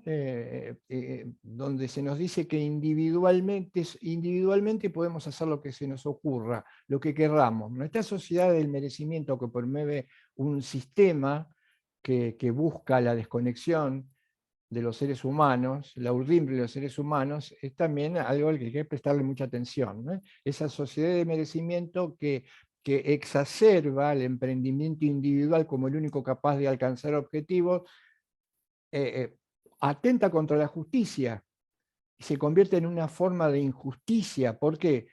Porque lo que está proponiendo es ese Quijote, en la suposición de que los problemas de todas las personas que habitan en el mundo, de cada uno de nosotros que estamos aislados, independientes, juntos, pero compitiendo, tiene un molino enfrente. Y que el problema está en eliminar ese molino. Y si eliminamos ese molino, conseguimos todo. Y el problema es lo que nos pasa cuando emprendemos cualquier acción de manera individual, lo que le pasa a Quijote, ¿no? Todos nos estrellamos contra el molino, perdiendo la noción de que los problemas son comunes. Hay alguien que genera ese problema, esa injusticia es común, y esa injusticia común que no nos hace ver, utilizo un término que utilizan muchos y que me gusta muchísimo para explicar el tema, y que no descubramos que somos víctimas de la injusticia. Ahí está la clave de todo, descubrirse como víctima. Y una pensadora anglosajona, Judith Clark, que trabaja sobre el tema de la justicia. Yo lo adelanté, me voy a dedicar unos breves minutos en la clase de ayer. Dice, ¿qué problema tiene descubrir la injusticia socialmente hablando? Y ella dice que el problema de descubrir la injusticia socialmente hablando es que muchas veces esas situaciones injustas, estructurales o socialmente injustas, se atribuyen o bien al destino, o bien a la mala suerte, o a otros factores, y que en realidad no son injusticias, sino si tienen que ver con el destino, es un problema del destino. Si es una cuestión que tenga que ver con la mala suerte y el infortunio, no lo podemos manejar. Y ella dice algo muy interesante, que es lo siguiente, yo creo que tiene toda la razón. Dice, tal vez sí sea una cuestión de destino, de fortuna o de infortunio, o de ruleta de la naturaleza, nacer. Nadie elige nacer. No hemos elegido nacer. Podríamos no haber nacido. No es una cuestión de elección. Algunos dicen tiene que ver con el azar, con la ruleta de la naturaleza. No elegimos nacer, pero dice ella, una cosa muy diferente, esto sí podría ser fortuna o infortunio o destino, una cosa muy diferente es el lugar y la sociedad en la que nacemos. Porque el lugar y la sociedad en la que nacemos ya puede estar estructurada de tal manera que el nacer en ella implique tomar o cargar con una deuda que ella dice debería ser recompensada el día de mañana. Nacer en una estructura opresiva, nacer en un sistema opresivo, nacer en un lugar que ha sido convertido en injusto por obra de los propios seres humanos que han llevado a esa situación. Entonces, no es una cuestión de infortunio. Haber nacido o nacer hoy en día en un lugar, en la lejana África, en donde la explotación, la miseria, la lucha entre tribus y la opulencia de unos pocos, no es una cuestión de infortunio, es una cuestión de injusticia que nosotros mismos podemos llegar a modificar. En tanto en cuanto precisamos o descubramos esta condición de víctimas. Decía, habíamos llegado a una definición provisional de justicia que se puede dividir, se abre en diferentes opciones o dimensiones. El concepto es el mismo, pero el lugar, la situación en donde la justicia se aplique va a ser que ésta se denomine de formas diferentes. La famosa clasificación de la justicia en justicia conmutativa, justicia distributiva, luego llamada justicia social, justicia protectiva. Esta idea de justicia protectiva es un concepto un poco más moderno, surge allá por los siglos XVI y XVII. ¿Cuál es la forma más antigua de justicia? Ya la conocen. La famosa justicia de la balanza, la denominada justicia conmutativa, la justicia de la conmutación. Conmutación implica cambio. Es aquella justicia sobre la que ya hablaban los griegos y discutían los griegos. Nosotros le dimos como una especie de giro, ¿no? Le dimos como una especie de vuelta y llegamos a esta conclusión, que esta justicia está más allá del mero cambio, de la mera restitución, de la mera igualdad, de la mera constitución o de la balanza, que era la imagen que los griegos tenían para identificar a la justicia. Y Héctor dice en el trabajo de derechos humanos que está agregado al texto del derecho, que es el texto que nosotros estuvimos analizando al comienzo, él dice algo interesante, dice esto, porque cuando dos personas, aún sin conocerse y aún a distancia y sin volver a tratarse, realizan un intercambio, y este intercambio es equitativo, igual, justo o como quieran llamarlo, se están reconociendo recíprocamente. Y ahí está apareciendo el núcleo del derecho, que es el respeto. ¿Mm? El intercambio, él dice, el intercambio se moraliza. Moralizamos la idea de intercambio. Más allá de que sea justo, más allá de que sea igual, más allá de que sea equitativo, más allá de que sea similar, más allá de que implique una restitución, una devolución, y por debajo, más allá, si quieren trascendentalmente, o por debajo, se están reconociendo de manera recíproca. Esta es moralizada la idea de justicia o de intercambio de la que ya hablaban los griegos. Una segunda forma de justicia que es la protectiva. Esta ya es más moderna. La justicia protectiva nace con protectiva. Es la justicia que se alza frente al poder. ¿Se acuerdan cuando hablamos del fenómeno del poder en sentido negativo? Decíamos, ahí está presente la justicia protectiva. La justicia protectiva protege al más débil del más fuerte. ¿Mm? Insisto, acá encontré un ejemplo para operativizar lo que dije recién. Se me ocurrió tarde, pero por tal se me ocurrió.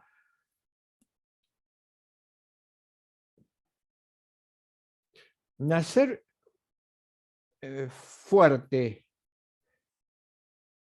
y nacer débil. ¿Tendrán razón aquellos que dicen que nacer fuerte o nacer débil es una cuestión del azar, del destino, del infortunio, de la naturaleza, y por eso, siguiendo a Cálicles, no hay nada que reprocharle al pez más grande que se come o se traga al más chico, porque esto es una cuestión de naturaleza? No, no, no, no, no, no, no, no, nos están mintiendo, nos están engañando. Nacer fuerte, nacer débil no es una cuestión de infortunio.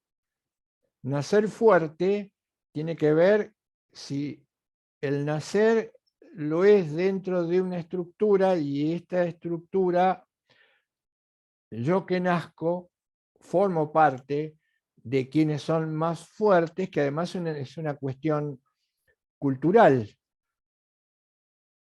O podría haber nacido débil, podría haber nacido, podría encarnar la figura de alguien que que para subsistir tiene que ir a dedicarse a cosechar frutos por X cantidad de tiempo en condiciones inhumanas, como por ejemplo pasa en Jujuy, pasa en Tucumán. Eh, ¿Es el producto del infortunio? No, no, es el producto de un sistema que hace que haya fuertes y débiles. No elegí nacer. Ahora, dependerá si nazco en el sector fuerte o nazco en el sector débil. Por eso la justicia protectiva es tan importante, por eso la asimetría. Las asimetrías ¿son naturales o son artificiales? Las asimetrías en el mundo son artificiales. Las asimetrías las generamos nosotros, como dice Quant. Nosotros generamos la facticidad simétrica y ayudamos a mantenerla sin saberlo, ayudamos a mantenerla aún dudando y ayudamos a mantenerla no sabiéndolo, y a perpetuarla. Esta era la idea que se discutía en su momento cuando hablábamos de justicia y cosificación. Las asimetrías se mantienen, por eso la justicia protectiva se pone del lado del obrero y no del lado del patrón. Por eso obrero y patrón no son una cuestión de mérito, ni son una cuestión de azar. El patrón no eligió nacer, el obrero no eligió nacer. Ahora, ser patrón o ser obrero es una cuestión que marca claramente la injusticia en una asimetría que no es natural.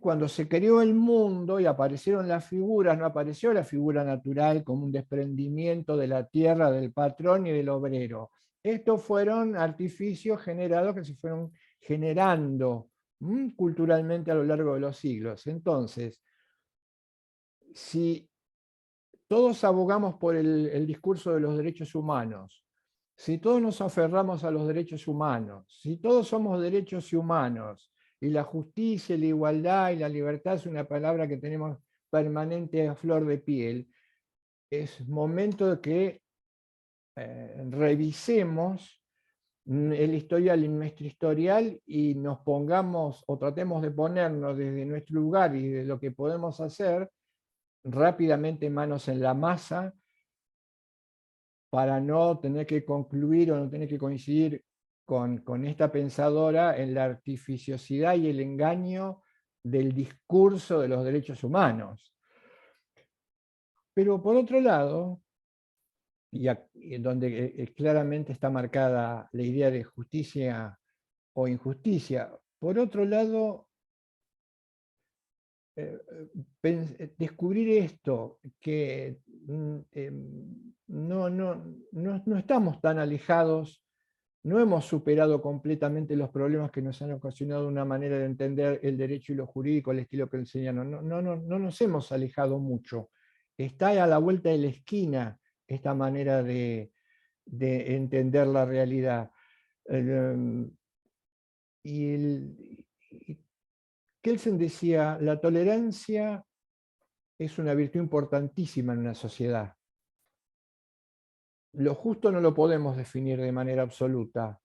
Entonces, en democracia, que florezca la ciencia, que la tolerancia sea lo más importante y que la idea de justicia de cada uno florezca o se dé de la manera en que cada uno pueda hacerla. Esto como discurso parece ser muy atractivo, sin embargo, yo creo que hay que desecharlo, porque está el problema de la tolerancia y el problema del relativismo.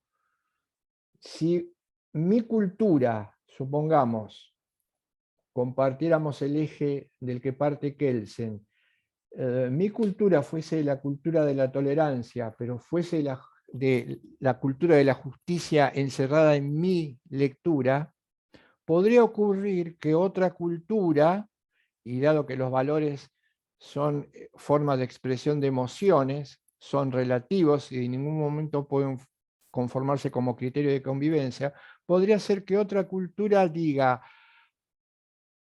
estoy de acuerdo con vos en la tolerancia, pero discrepo en algo, pero a vos te va a servir, porque vos abogás por la tolerancia. Para mí los valores tienen que ver con imponerle las reglas de juego a las sociedades más débiles, menos fuertes o más permeables. En este caso, la mía sobre la tuya. Y la cuestión es que nos quedamos sin posibilidad de contraargumentar. Si aceptamos la tolerancia y el relativismo, que parecen muy lindos en este discurso, estamos a merced de cualquiera que diga que la tolerancia le parece bien, pero la manera de entender la realidad, que es que predominar sobre el más débil, que es su propio valor, le parece mejor que la que ofrece Kelsen. Con lo cual estaríamos o estamos completamente desarmados ante culturas que abogan por la imposición.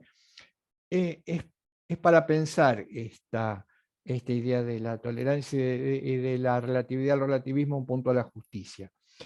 Dejamos la justicia protectiva, hay que trabajar mucho sobre la justicia protectiva, y vayamos a la última forma de justicia, que es la denominada justicia distributiva.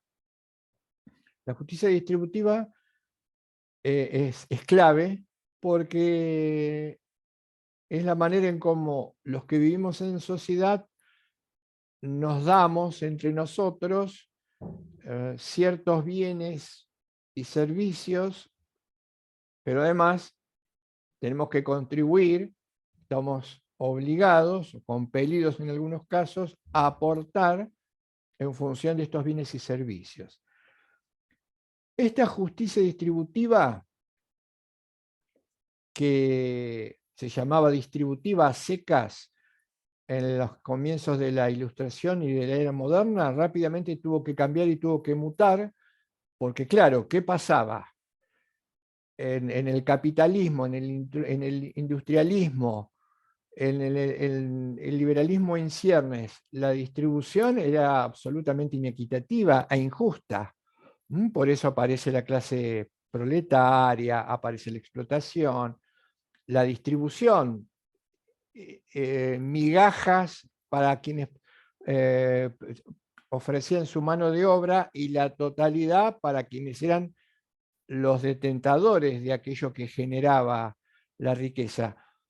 Esto no se modificó. Esto no se modificó. Quien puede generar la riqueza es el que se queda con la tajada del león. Quien solo tiene sus brazos como fuerza de trabajo para obtener la riqueza, se queda prácticamente con nada. Más allá de que todos los corifeos, y en esto es importante derecho y economía, porque si la economía se apoya en estos pilares, el derecho queda completamente inerte. Y si aceptamos estos pilares en lo económico, dejemos el derecho de un lado. Tratemos de no ser, de no caminar portando de manera incompatible economía con derecho. Quiero decir, un sistema económico como el vigente a nivel planetario es absolutamente incompatible, si se quiere, con una teoría adecuada sobre los derechos humanos. No podemos tomar una y pretender tomar la otra al mismo tiempo.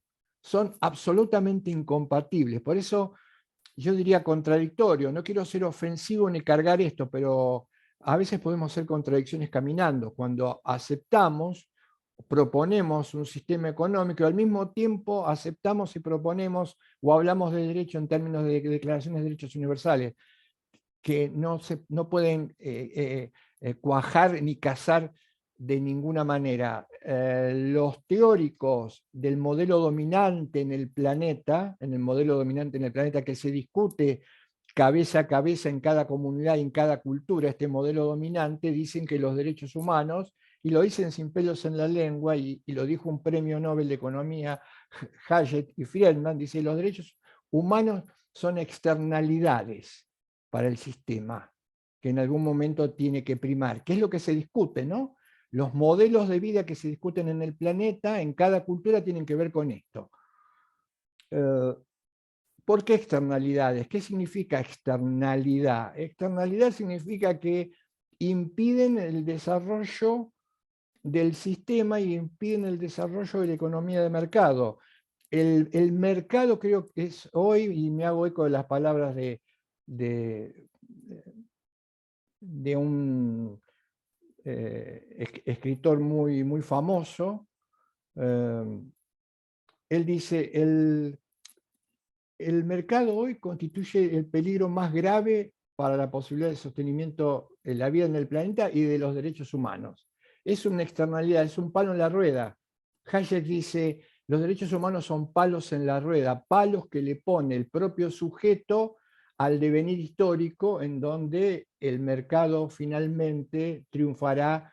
Esto que se discute hoy planetariamente como modelo de vida es incompatible con una adecuada lectura del derecho. Y tengámoslo en cuenta, porque esta es una decisión de carácter personal que cada uno tiene que hacer, tomemos partida por uno o por otro. No se puede tomar partida por los dos. No podemos tomar partida por los dos. Si tomamos partida por el sistema vigente imperante, manifiestamente injusto, entonces dejemos de lado el derecho y dejemos de lado los derechos humanos, salvo que utilicemos como maquillaje, como disfraz, los derechos humanos y en última instancia pensemos que son meras externalidades. Eso es lo que está en juego, es lo que está en juego hoy. Está en juego la justicia y está en juego el derecho. Por eso el derecho tiene que ser contextual, tiene que ser contextualizado. El derecho no lo podemos encarar de una manera provinciana. Provinciana digo por provincia, cerrado. Pensar el derecho y no tener en cuenta todas estas variables que forman parte de la geopolítica del planeta en el que vivimos, en el mundo en el que vivimos hoy, siglo XXI, implica tener en cuenta todas estas cuestiones. La justicia no puede ser una cosa que quede encerrada meramente a pagarle al señor del kiosco lo que vale con un billete de circulación corriente cuando compro un alfajor. No, no, no, es otra cosa. Y los que nos dedicamos al derecho, como ustedes, son la caja de resonancia también de la sociedad. Los abogados somos caja de resonancia en este aspecto, en este terreno. Es lo único que podríamos hacer. En eso consiste. No tiene que sorprendernos, sí nos puede amilanar, no nos tiene que convertir en escépticos, sí nos puede preocupar, pero no es cuestión de dónde estoy, si pongo una pierna acá y pongo el otro pie allá. No, estamos en un mundo con estas características o estas condiciones. Bien, con este tema que da para discutir, para pensar y para problematizar, y así tiene que ser una facultad de Derecho, donde tendríamos que pensar el término justicia en todas las asignaturas, de alguna u otra manera. Cerramos formalmente el curso. Como seguimos, mañana vamos a tener entonces una clase de repaso. Nuestra sugerencia para la clase de repaso es una sugerencia, vemos, ustedes también pueden aportar sus ideas o pueden plantearla de como a ustedes les parezca mejor. A nosotros, en una clase de repaso hay dos posibilidades. Se pueden dar dos posibilidades, una mejor que la otra, a veces lo que uno sugiere no se dan los hechos. La tradicional, ¿cuál es? La tradicional es que en un espacio muy corto, el espacio de 2 horas es muy corto, sobre todo para todas aún siendo intensivo todas las cuestiones que trabajamos, y que empecemos a hablar de manera arbitraria y tomemos algún punto, lo que implica un esfuerzo importante, porque si nos extendemos un poco más en alguna de las cuestiones, no alcanzamos tal vez a hablar más que de 3 o 4 de los temas que hemos venido desarrollando. Es un trabajo difícil para nosotros, tal vez por ahí improductivo. Tal vez cuento algo, alguien está esperando, y yo hubiera creído que el profesor se refería al tema de la crítica, y a lo mejor nos quedamos porque no pasamos de las antropologías, si nosotros lo elegimos. Elegir al azar los temas no me parece adecuado. Nuestra sugerencia sería esta. Si quieren combinar, nuestra sugerencia sería esta. Yo sé que ustedes seguramente ya estén leyendo, han estado leyendo o están preparando. Anoten, fíjense de cada cuestión o en cuestiones puntuales, qué concepto, qué idea, algo que no les quedó claro, algo que les pareció difícil, algo que no logran empalmar. Hacer la clase de repaso en función de sus necesidades. Esto implica que trabajen ustedes más que nosotros. Después, si tenemos tiempo o si vemos, nos podemos extender, pero la idea sería más que ustedes nos propongan. Me gustaría, lo ordenamos, vamos porque esto no podemos empezar por la mitad para ir para atrás. Ustedes lo habrán visto que esto está absolutamente concatenado y vinculado a una cuestión con otra, y una presupone o supone otra. Nosotros lo ordenamos. Alguien quiere, y ya no me quedó una duda sobre el monismo, pero no, a mí me quedó una duda sobre lo que es ciencia. Bueno, vemos primero esta idea y ahí vamos progresando. Es una sugerencia, en última instancia. Si después tenemos que elegirnos arbitrariamente los temas a desarrollar, pero me parece que nosotros no ganamos nada. Al contrario, lo que queremos es que una clase de repaso que ganen ustedes. Piensen y tratamos de hacerlo siguiendo un orden temático de responder sus dudas. Esto es lo que... Carlos, perdón, si querés, Carlos, la grabación, si querés cortar. Bien.